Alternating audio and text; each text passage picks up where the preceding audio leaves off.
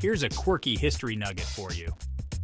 In 1815, an eruption of Mount Tambora in Indonesia created the infamous Year Without a Summer, which sounds like a really bad vacation plan. This volcanic explosion was so powerful that it spewed ash into the atmosphere, causing global temperatures to plummet. Imagine waking up in June and finding it's colder than December. Talk about a wardrobe crisis. Crops failed, and people even started blaming witches for the bad weather. So, while we may grumble about a rainy day or two, just be grateful we don't have to deal with Mother Nature's volcanic tantrums from 2 centuries ago.